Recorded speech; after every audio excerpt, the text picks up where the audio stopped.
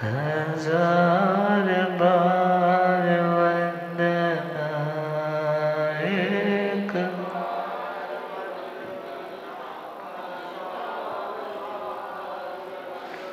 लाख बार वंदना, करोड़ बार वंदना, लाख बार।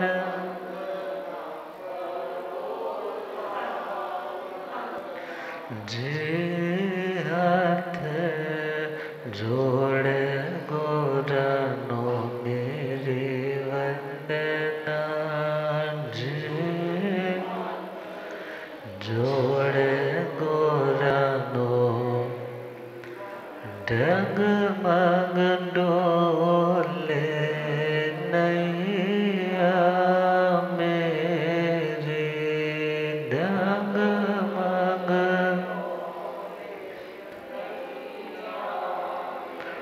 मुझको ओट है सतगुरु तेरे, मुझको ओट है सतगुरु,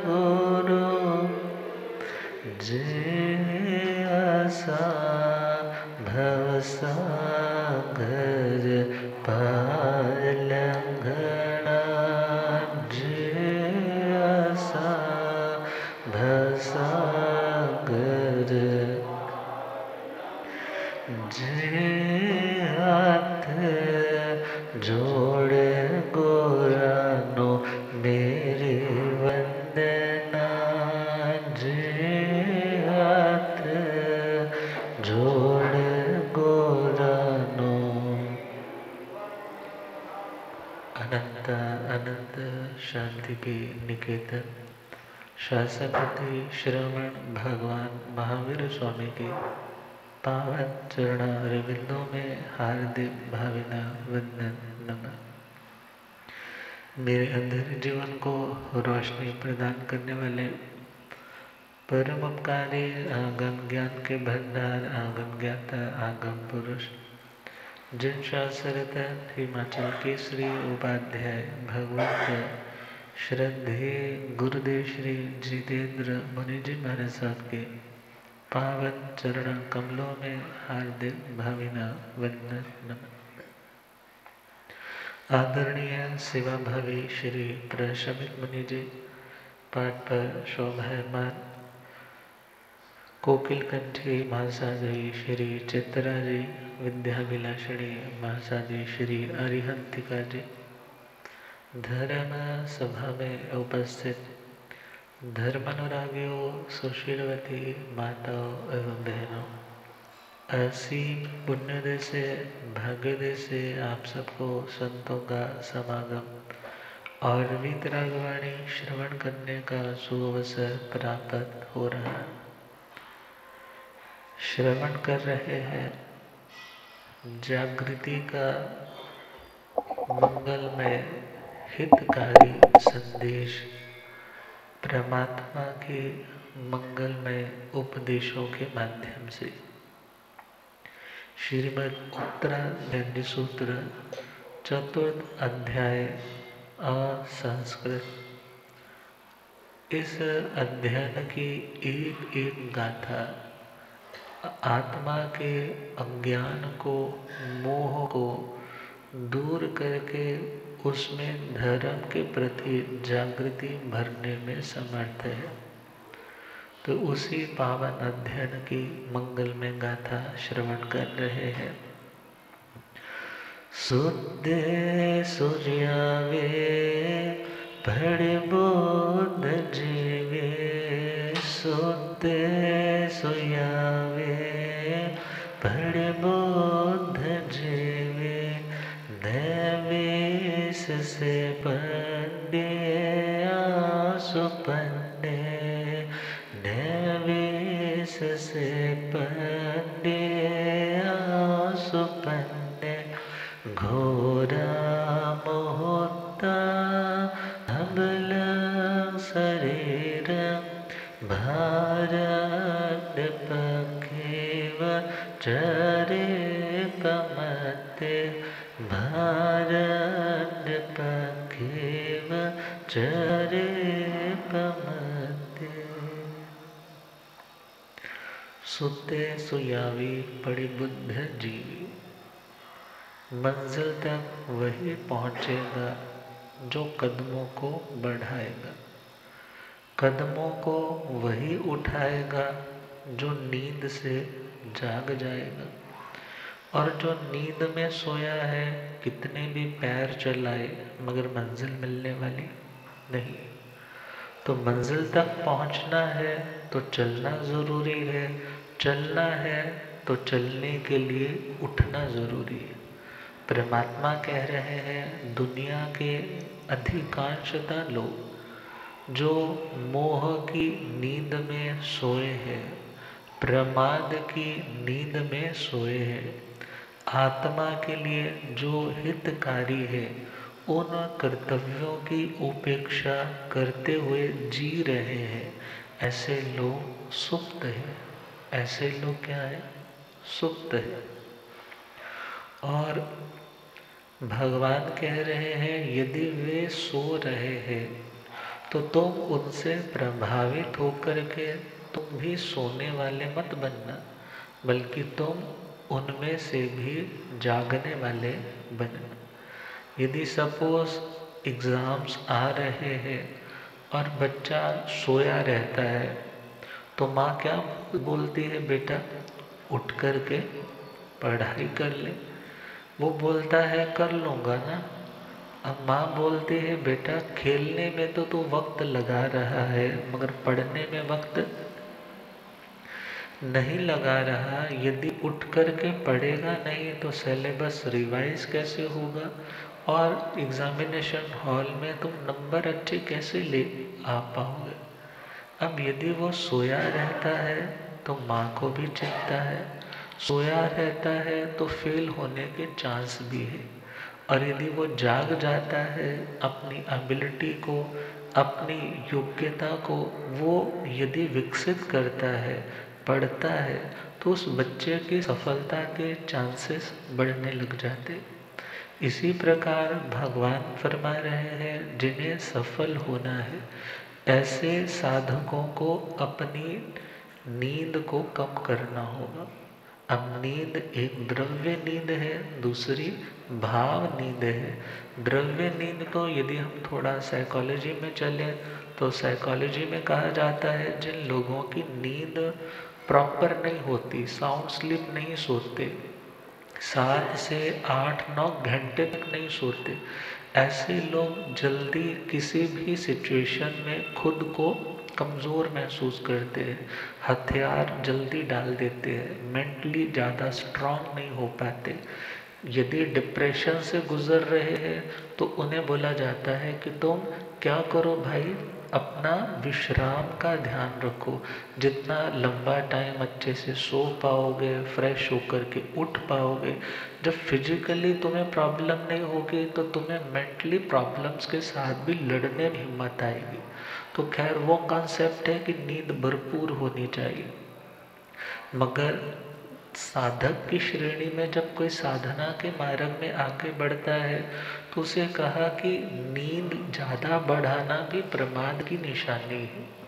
ज़्यादा नींद बढ़ाना भी प्रमाद की, लापरवाही की, अपने कर्तव्य के प्रति उपेक्षा की निशानी है।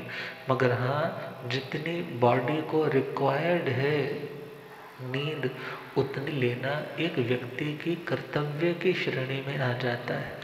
मगर भगवान ने तो जो बेसिक है वो बेसिकली तो भगवान ने किस दृष्टि से कहा है, जो भाव नींद में सोए है। कौन सी नींद में? क्योंकि सुप्ता अमुनि मुनिनो सया जागरंती, लाइन शास्त्र में आती है। जो सोए हुए हैं वो अमुनि है, जो सोए हुए हैं वो कौन है? अमुनि है। और जो मुनि होते हैं वो सया जागृति, हमेशा जागृत रहते। तो आप कहोगे महाराज जी हमें तो ऐसा कोई महाराज जी नहीं दिखाई दिया जो कभी विश्राम ना करते हो। इसका मतलब हो गया वो अमुनि हो गए।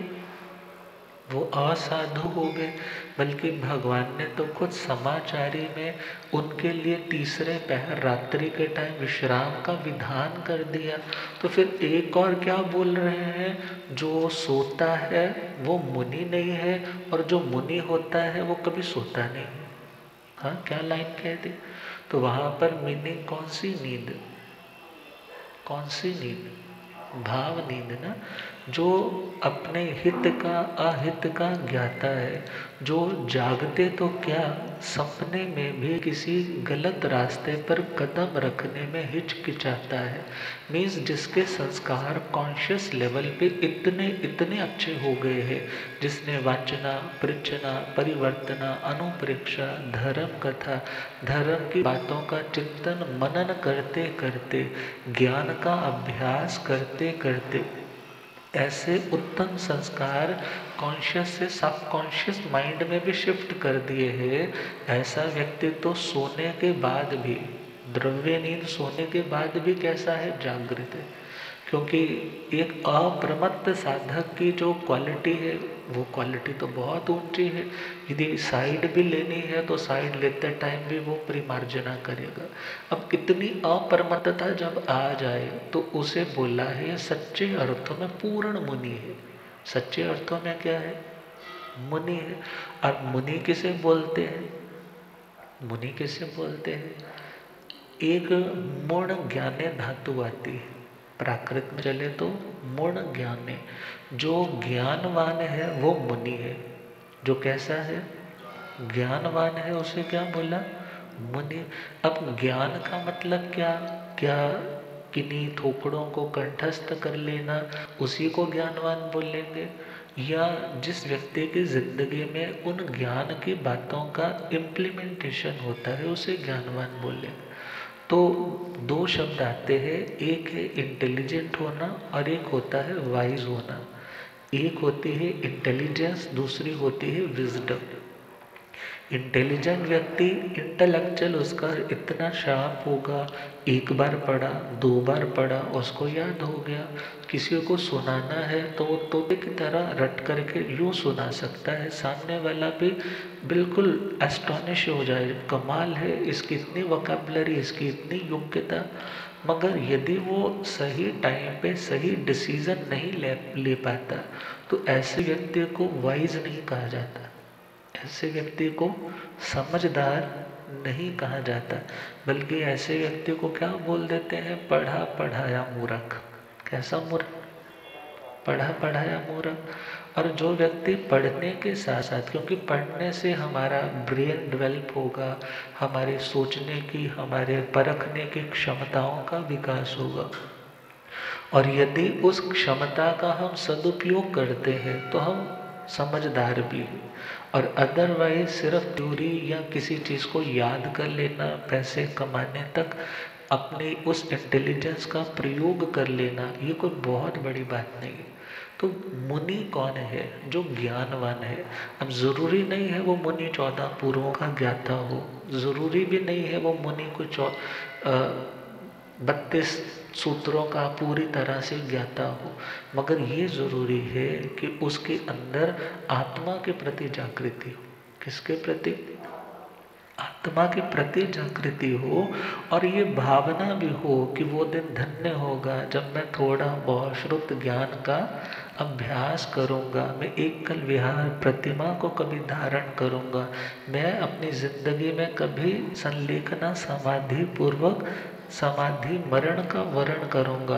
अब जिसके अंदर ऐसे भाव हैं, जिसके अंदर यत्ना के भाव हैं, विवेक के भाव हैं, अपने बड़ों के प्रति विनय के भाव है, तप के प्रति जिसके अंदर एक निष्ठा है, ज्ञानवान लोगों के प्रति आदर है, धर्म करने वालों के प्रति उसके अंदर आदर का भाव है, ऐसा व्यक्ति को कौन कहलाएगा, समझदार।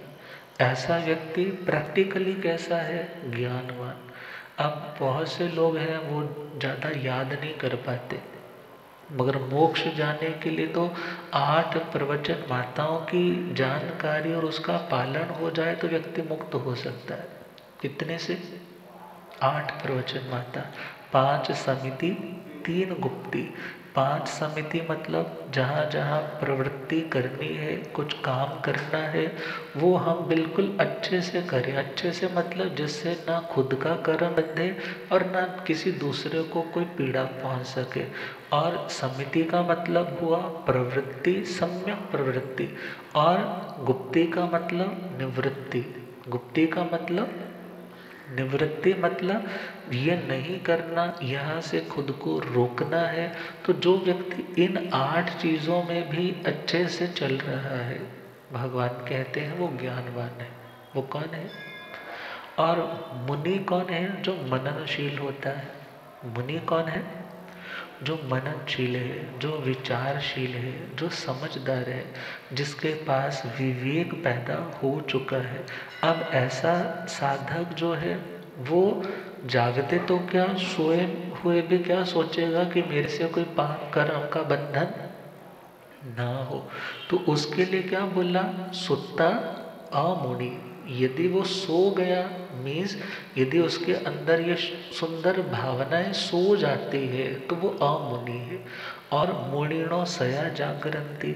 और जो सच में ज्ञानवान है, समझदार है, ऐसा व्यक्ति सपोज द्रव्य नींद से सोया भी है ना, तो भी वो जागता हुआ, तो भी वो कैसा है? जागता हो। तो परमात्मा कह रहे हैं सुत्ते सुयावी पड़ी बुद्ध जीवी। दुनिया के लोग सो रहे हैं ना, मोह की नींद में, कषायों की नींद में, वासना की नींद में, तो उनकी सिरदर्दी है, वो सो रहे हैं। मगर तुम उन सब में जागने वाले बनो। जैसे कौन जागा? आर्य स्थूलभद्र जी। कौन जागे? जो कभी कोशा वेश्या के वेश्यालय में रहे, पिता की मृत्यु हो गई तो अर्थी बाहर से जा रही है, झांकने का भी वक्त नहीं है, इतना उसकी वासनाओं में अंधे थे, पागल बन चुके थे। मगर जब निवेदन आया कि मंत्री पद पर आपको आना है, तो जब लौटे हैं तो क्या ख्याल आया, क्या विवेक जागा कि मेरे को ऐसा मंत्री पद लेना, मैंने तो किया ही क्या है, अपने भाई श्रीयक को वो दिलवा दी। अब भाई को तो दिलवा दिया, मगर उसके बाद क्या भावना आई कि मुझे तो आत्मा का कल्याण कर। अब स्थूली भद्र जी संभूत विजय जी के पास दीक्षा ग्रहण कर लेते हैं। अब चतुर्मास के लिए आज्ञा कहाँ की मांगते हैं? उसी कोशा वैश्या के। अब वहाँ पर रहे हैं, चौमासा किया है, जहाँ पर इतने साल बिताए हैं, जहाँ पर भोगों की इतनी ज़्यादा वासनाओं की माना जाए तो आंधियाँ चलती रही है, मगर वहाँ पर रह कर के भी वो खुद को स्थिर रखते हैं, सोते नहीं है। अर्थात आत्म भाव में आए और अपनी जागृति से उन्होंने कोशा को भी जागृत कर दिया, उसे भी श्राविका रूप में दीक्षित कर दिया। अर्थात यदि कोई सो रहा है, भगवान कहते हैं तुम्हें जागने वाला बनना। तुम्हें कैसा बनना? जागने वाला बनना। रथ नेमी जी का, राजीमती जी का सुनते हैं। रथ नेमी जी सो गए, किसने जगा दिया? राजमती जी ने। अब सोना और जागना जो धर्म के हित में कार्य है, आत्मा के हित में कार्य है, उन कार्यों के प्रति जो जाग रहा है वो जाग रहा है। भले आंखें बंद भी हैं तो भी वो जाग रहा है। मगर यदि आंखें खोल करके भी वो धर्म की उपेक्षा कर रहा है, वो आंखें खोल करके भी क्या कर रहा है? सो रहा है। तो रथिक पुत्र की स्टोरी सुन रहे थे ना, अगड़ दत्त की, कल सुनानी स्टार्ट की थी। तो वो अगड़ दत्त जो चोर की खोज में भटक रहा था, और 7वां वो दिन भी आ गया जितने लिमिट में उस चोर को पकड़ करके पहुंचाना था। अब लगा कि ये चोर है जो हट्टा कट्टा साधु था। अब उसके साथ बात की कि मैं बहुत दुखी हूँ, मुझे कोई काम दे दो, मेरे को चरणों में रख लो। उन्होंने बोला वरी नॉट, मेरे साथ रहो, सब ठीक हो रहेगा। अब रात को चोरी करते हैं, हीरे पन्नों माणिक्यों की तिजोरी वहाँ से लेकर आते हैं। जो साथी चोर हैं सन्यासियों के वेश में, उन्हें सबको लौट करके मंदिर के खंडहर में आकर के बोले कि अभी सो जाओ, सुबह उठ करके क्या करेंगे, सबको डिवाइड करके दे देंगे। मगर बाकी सब तो सो गए विश्वास से मात्र। मगर उस बड़े चोर के मन में लालच आ गया। उसने सोचा कौन अब रोज रोज चोरियां करने जाएगा, इतना कुछ आ गया है, इन सबको यम घाट पहुंचा दूंगा, इनको मार दूंगा, फिर मैं अपना आराम से जिंदगी बिताऊंगा। अब एक एक करके उन सबको तो मार दिया, मगर अगरदत्त अभी नींद कहाँ आनी थी। घर में सांप आ जाए नींद आ जाएगी। मच्छरदानी में एक मच्छर भी आ जाए ना तो क्या होता है, जब तक निकल ना जाए तब तक होता है कि नींद नहीं पड़ेगी। अब विचार करो, वो तो चोरों के साथ है और उसे एहसास हो रहा है कि बाकियों को मारा है, अब मेरे पर भी प्रहार होने वाला है। मगर जैसे ही प्रहार करने आया, वो तो धनुर्विद्या शस्त्र विद्या में निपुण होकर के आया था। राजा के पास नौकरी लेने के लिए आया था। राजा ने कहा उस चोर को यदि पकड़ लाओ तो तुम्हें नौकरी पक्की है। तो जैसे ही प्रहार किया तो उसने अपनी डिफेंस करते हुए उसको नीचे गिरा दिया और उसके ऊपर बैठ गया, और मानो एक बार तो मूर्छित सा हो गया। अब मूर्छित हुआ है, कुछ जागृति आई, बोला तुम बहुत शक्तिशाली हो, तुम मुझे पता है जीवित नहीं छोड़ोगे, मगर हाँ मेरी बहन है, इस दिशा में जाओ, पूरब दिशा शमशान की ओर से जाना, वहाँ गर्भगृह मतलब बेसमेंट है, वहाँ जाकर के आवाज़ देना, वो आएगी और तुम्हें अपने पति के रूप में वर्ण करेगी। और वो जैसे ही वहाँ उसको मार करके लौटता है और दरवाजे पर आवाज़ देता है, बहन आती है और उसकी तलवार जो भाई की तलवार थी उसे देख करके रिकॉग्नाइज करती है, पहचानती है, ये तलवार किसकी है, ये तो मेरे भाई की है, ये तो मेरे भाई का हत्यारा है, मुझे बदला लेना है। अब उसे आओ भगत के भाव से बोलती है, आइए पधारिए, आप बहुत शूरवीर है और मेरे भाई ने आपको भेजा है, तो मेरा जो कुछ भी है वो सब कुछ आपका ही है, मगर आप बैठिए, मैं अभी आपके लिए कुछ जल पानी लेकर के आती हूँ। और उसे आंगन में बिठाया है और बिल्कुल सेंटर में टॉप में एक ऐसी शिला बांध रखी है कि यदि कोई व्यक्ति ऐसा घर में आ जाए और उसे ख़त्म करना हो तो ऊपर जाकर के क्या करना है, सिर्फ उस शिला के साथ बंधी हुई रस्सी को काटना है, खोलना है, और उस व्यक्ति के ऊपर शिला गिरेगी और वो चकना चूर हो जाएगी। अब वो बोली मैं अभी आती हूँ, आप बैठ करके आराम कीजिए। और जैसे ही ऊपर जाती है और वो इधर अगरदत्त क्या सोचता है, नए वीस से पंडिये आंसू पन्ने, कि एक पंडित एक समझदार व्यक्ति को यूं ही किसी पर एकदम से विश्वास नहीं करना चाहिए। अब जैसे ही वो वहाँ से हट करके दूसरी ओर आया, इतने में वो शिला धड़ाम से नीचे गिरी, खाट चकनाचूर होगी और वो ऊपर से चिल्लाते हुए आ रही है, मैंने अपने भाई के कातिल को मार दी।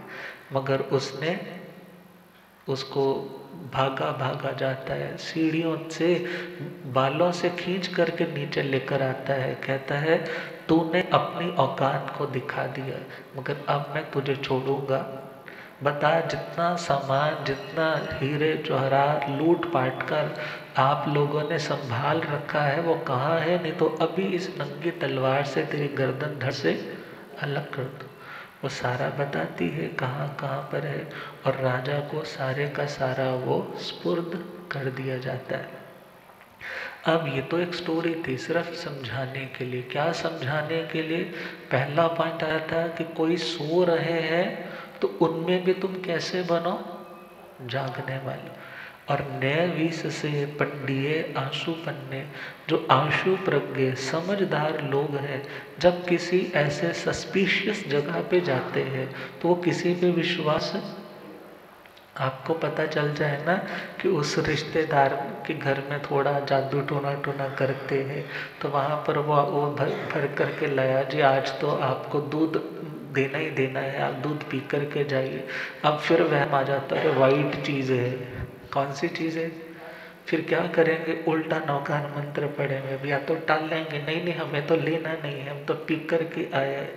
अर्थात दुनिया में इतना हम शक्की हो जाते हैं, मगर परमात्मा कहते हैं कि तुम्हें यदि शक करना है तो किस पे शक करो, किस पे संदेहशील बनो, कि दुनिया का कोई भी रिलेशन, दुनिया का कोई भी संबंध सदा रहने वाला नहीं, कब टूट जाए कुछ भी नहीं पता।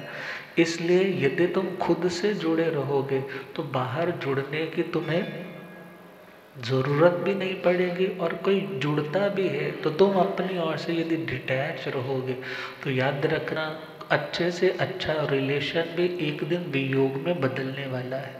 एटलीस्ट तुम अपने आप को उस सिचुएशन में संभाल पाओगे, वरना संभालना आसान नहीं होगा।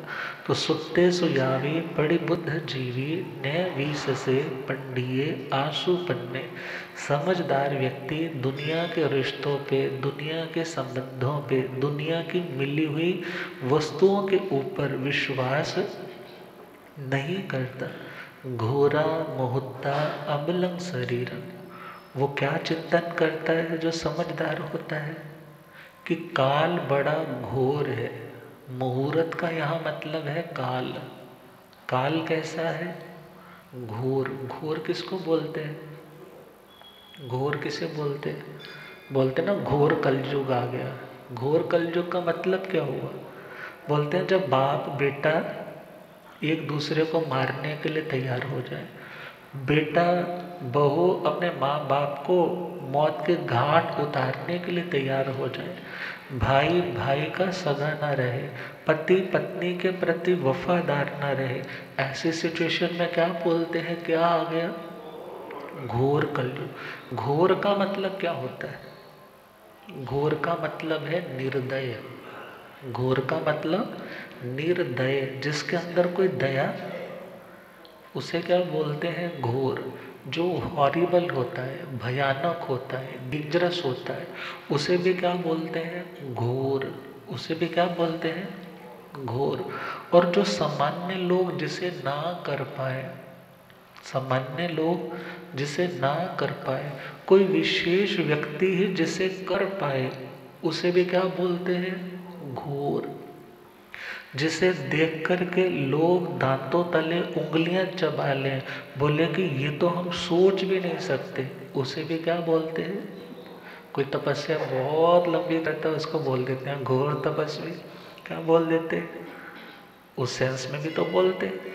मगर यहाँ घोर का मतलब क्या हुआ, कि जब मौत आती है, जब काल अपना प्रभाव दिखाता है, तो बड़े बड़े लोग सिर्फ दांतों तले उंगलियां ही चबा पाते हैं, मगर कुछ कर, जैसे हिरणों के झुंड पर जब कभी कोई शेर प्रहार करता है, एक हिरण को उठाकर ले जाता है, बाकी दिखते रह जाते हैं, मगर कर कुछ नहीं पाते।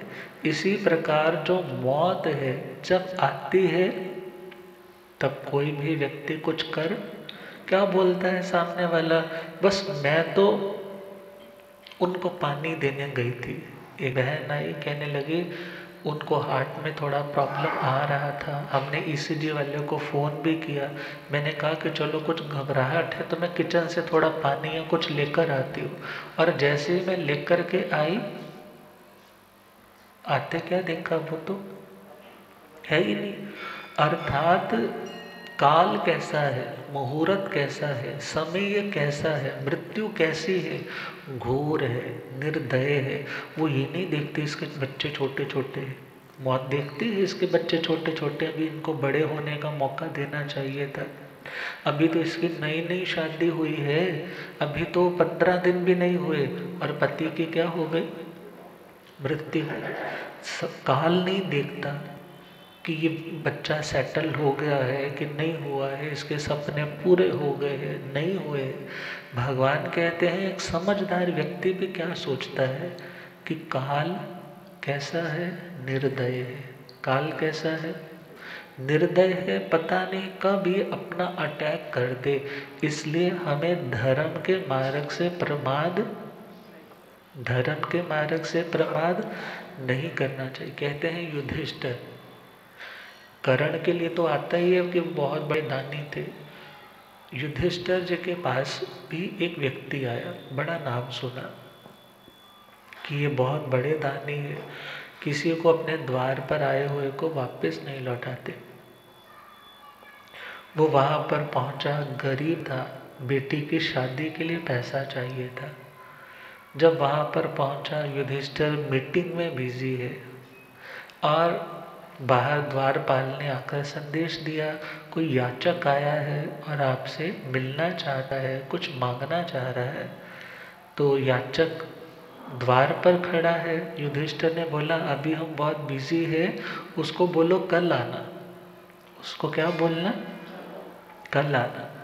अब उस मीटिंग में बैठे हुए थे भीम। भीम ने जब सुना कि युधिष्ठिर जी तो ऐसी कभी बात करते नहीं, मगर इन्होंने आज उसको कैसे टाल दिया, तो उन्होंने राजमहल में एक घंटा लगा हुआ था कि उसको तब बजाया जाता है जब पूरे नगर में कोई सूचना एक ही टाइम पे देनी हो। जैसे आजकल आपके व्हाट्सएप मैसेजेस में एक ही बार में ग्रुप बन जाता है और एक ही बार में आप सब लोगों को मैसेज भेज देते हो। तो पुराने ज़माने में देवलोकों में भी ऐसी व्यवस्थाएं हैं कि एक बार घंटा बजाया और सब जगह उसकी आवाज़ ध्वनि गूंज जाती और सारे लोग, जनता जनार्दन वहाँ बाहर इकट्ठे हो गए। जब इकट्ठे हो गए तो भीम कहने लगे, आप सबको बधाई हो, आप सबको। सब बोलने लगे, अन्नदाता किस बात की बधाई? आपके महाराज युधिष्ठिर जी ने मौत के ऊपर विजय प्राप्त कर ली। किसके ऊपर? अब युधिष्ठिर ने भी अंदर से आवाज सुनी, इतने लोग इकट्ठे कर रखे हैं और क्या बोल रहा है, इन्होंने मौत के ऊपर विजय प्राप्त कर ली। युधिष्ठिर कहने लगे, मैंने कोई मौत वौत पे विजय प्राप्त नहीं की। बोले, फिर आपने तो बोला था उस बंदे को बोलो जाकर के कि कल आना। क्या बोला? कल आना। कल पर तो वही टाल सकता है ना, वो नोज कि मैं आज जीवित रहूंगा, मेरे को कुछ नहीं होगा, मैं कल का सूरज देखूंगा। वही व्यक्ति कार्य को पोस्टपोन कर सकता है। और या जिस व्यक्ति की मृत्यु से दोस्ती हो, चलो दोस्ती में लिहाज हो जाता है। या आप इतने ज़्यादा ताकतवर हो कि कोई सामने से पकड़ना चाहे और आप भाग सको, मगर आपने बोला कि कल आना, मुझे लगा कि आपने मौत के ऊपर क्या कर ली है। मगर दुनिया में मौत के ऊपर विजय प्राप्ति का तो एक ही स्थान है, वह है मोक्ष। वह कौन सा है? मगर उसके अलावा हम सोचे कि हम दुनिया में मृत्यु पर विजय प्राप्त कर सके तो कोई दूसरा उपाय नहीं। मौत आएगी तो हमें उसका सामना करना ही पड़ेगा। और जो लोग ये कहते हैं कि मैं धर्म करना तो चाहता हूँ मगर ना बुढ़ापे में करूँगा। कब करूँगा? बुढ़ापे में जाके करूँगा। खूब सत्संग में जाया करूँगा, जब कानों से सुनाई भी नहीं देगा तब सत्संग में जाऊँगा। जब घुटनों से चला भी नहीं जाएगा, लिफ्ट लग गई है ना, तो स्थानक जाया करूँगा, रोज जाया करूँगा। भले वहाँ जाकर के नींद ही आए मगर जाया ज़रूर करूँगा। वहाँ जाकर के यही ख्याल आए कि बच्चों ने मेरे से सब कुछ ले लिया, फिर भी जाया करूँगा। मगर कौन जानता है वो बुढ़ापा आएगा या, और यदि आएगा भी तो लिखने वाले ने लिखा है कि जब मौत का सामना करना पड़ेगा तो तुम चाह कर के भी धर्म की आराधना नहीं कर पाओ। जिंदगी में ऐसा फेस लगभग सभी के आता होगा जब उसे लगता है कि मौत बहुत करीब आ गई है, अब कुछ भी हाथों में नहीं रहा। और उस टाइम व्यक्ति को रियलाइज होता है मैंने अपने लिए क्या किया। क्या रियलाइज होता है? मैंने अपने लिए, अपनी आत्मा के लिए इतना बल होने के बावजूद, इतनी समझ होने के बावजूद मैंने धर्म का क्या सीखा, मैंने आत्मा के कर्म काटने के लिए क्या किया। तो लिखा है, जदो मौत संदेशा हो, जदो मौत संदेशा आ जाना तथो धर्म कमाया नहीं जाना। जदो मौत संदेशा हो, जदों मौत संदेश आ जाना तथो धर्म कमाया नहीं जाना जदों आ जाना तथो धर्म कमाया नहीं जाना जदों मौत संदेश तद मित्र रिश्ते दार तेरे सब आ जावणगे पास तेरे तद मित्र रिश्ते दार तेरे सब आ जावणगे तेरा दर्द वंडाया हो तेरा दर्द वंडाया नहीं जाना तथो धर्म कमाया नहीं जाना जदों ओ जदों मौत संदेश आ जाना तथो धर्म कमाया नहीं जाना जदों मौत तेनू त्याग ते नेम करावणगे भगवान दा नाम सुनावणगे तेनू त्याग ते नेम करावणगे भगवान दा नाम सुनावण तेथों सुनया सुनाया हो तेथों सुनया सुनाया नहीं जाना तेथों धर्म कमाया नहीं जाना जदों मौत संदेश हो जदों मौत संदेश आ जाना तथो धर्म कमाया नहीं जाना जदों उन दिनों में रिश्तेदार कहेंगे भाई इसको संधारा करवा दो, इसकी आलोचना करवा दो, इसको कोई त्याग नियम करवा दो, मगर मुंह में भी पाइप लगी हुई है, वेंटिलेटर भी पे डाल रखा है, ना कुछ सुनाई दे रहा है ना कुछ पता चल रहा है। और ऐसी सिचुएशन में वो कहेंगे भाई इसने प्रॉपर्टी के पे तो साइन भी नहीं किए थे, इसको अभी कुछ हो गया तो हम आगे पता कितना खज्जल होना पड़ेगा। वो क्या करेंगे, अंगूठे लगवाएंगे। और जो जो ज्वेलरी वो तो वैसे एडमिट होने से पहले उतरवा लेते हैं सारा कुछ, मगर फिर भी कुछ रह गया होगा तो वो भी सारा उसी टाइम निकालते चले जाएंगे। काट मिसला खाते खोलणगे तेरे आकर तोता फूलणगे। काट मिसला खाते खोलणगे तेरी आकर तोता फूलणगे। बिना गुरांद छुड़ाया हो बिना गुरांद छुड़ाया। नहीं जाना तथों धर्म कमाया।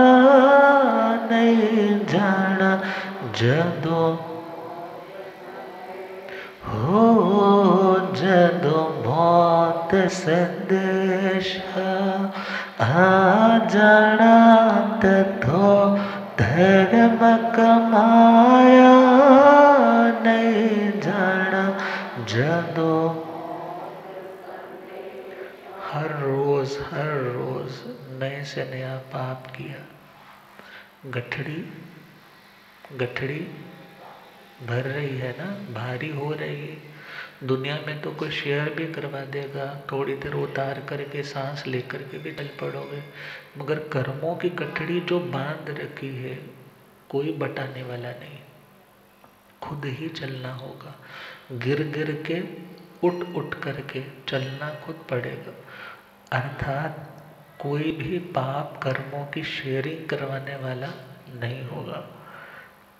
सर पाप दी गठड़ी भारी रस्ते विच बड़े लाचारी। सर पाप दी गठड़ी भारी रस्ते विच बड़े लाचारी। तेरा भार वंडाया हो तेरा नहीं जाना तथो धर्म कमाया। नहीं जाना जदों मौत संदेश हो, जदों मौत संदेश आ जाना तथो धर्म कमाया। नहीं जाना जदों मौत आ जाना तथो धर्म कमाया। नहीं जाना जदों मौत। भगवान कह रहे हैं ये मौत बहुत निर्दय है, काल बहुत भयानक है। गुरुदेव पता है हो रब मेरा सतगुरु बन के आया।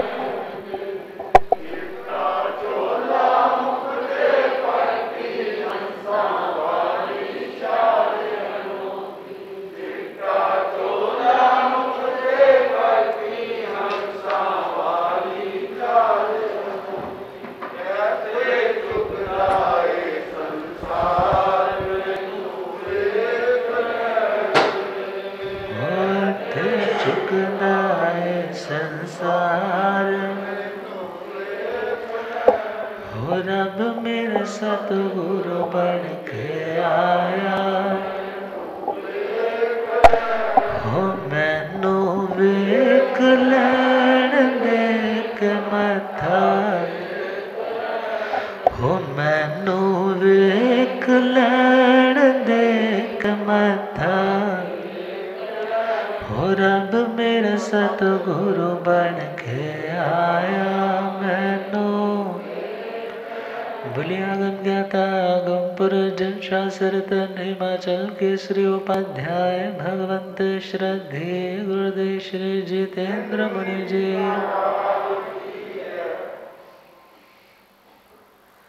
तो भगवान ने कहा काल भयानक है, निर्दय है, छोटा बड़ा नहीं देखेगा, अमीर गरीब नहीं देखेगा, जवान है बूढ़ा है ये नहीं देखेगा, अभी गर्भ में ही है ये भी नहीं देखेगा। यदि आयुष्य समाप्त हो गया तो कोई बचाने वाला नहीं होगा। इसलिए परमात्मा कह रहे हैं तुम तो होश में आओ, दुनिया देख ली है, दुनिया के कई रंग देख लिए, मगर कहीं पर भी स्टेबिलिटी कहीं पर भी स्टेबिलिटी नहीं है। भारंड पक्षी व चरे पमत्ते, भारंड पक्षी की भांति तुम अप्रमत्त सावधान होकर के चलने का अभ्यास करो। ये भारंड पक्षी कैसा होता है? मान्यता है, दिखता तो नहीं है आजकल, रत्न द्वीप से आता है और जिसके 2 मुख हैं, 1 पेट है। पेट 1 है, जीवात्माएं उनमें 2 है, पैर 3 है, पंख फैला करके उड़ते हैं। मगर एक टाइम पे ये दोनों मुखों से भोजन नहीं करते। दोनों मुखों से भोजन, यदि एक टाइम पे दोनों मुख से भोजन करे तो कहा है इनकी मृत्यु हो जाती है। एक टाइम पे एक मुख खाएगा, दूसरा क्या तसल्ली रखेगा कि भाई जो उससे उसके मुख से जा रहा है तो जा तो कहाँ रहा है ना, एक ही पेट में रहा है। और आजकल के बड़े होशियार लोग होते हैं ना, कहते मेरे हिस्से का घरवाली धर्म ध्यान कर लेती है। भारंड पक्षी हो ना आप लोग, कि घरवाली कर लेगी तो सारा कोटा यहाँ इकट्ठा हो जाएगा, तो ऐसा नहीं। मीन्स भारंड पक्षी जैसे सावधान रहता है, यदि उड़ भी रहा है तो अवेयर रहता है, खा भी रहा है तो भी अवेयर रहता है। भगवान कहते हैं इसी तरह तुम्हें भी सावधान रहना होगा। सावधानी हटेगी तो दुर्घटना अवश्यमेव घटेगी। और सावधानी का मतलब कर्म ना बंधे, किसी का दिल ना दुखे, आत्मा का हित होता रहे, और जितना करते जाओगे उतना मंजिल के करीब पहुंचते जाओगे। तो समय भी काफ़ी आगे पहुंच गया है और कल से श्री महावीर गाथा परमात्मा भगवान महावीर स्वामी के 27 भवों की मंगलमय यात्रा, उसका लाभ लेंगे। 2 पंक्तियां गुनगुना लेते हैं आज ही। प्रभु वीर के पावन कथा, प्रभु वीर महावीर के पावन कथा, महावीर के पावन बनाएंगे, झड़ जाएंगे दुख जीवन के, सावन ये लाएंगे, सावन ये लाएंगे। प्रभु वीर के पावन कथा, महावीर के पावन बनाएंगे,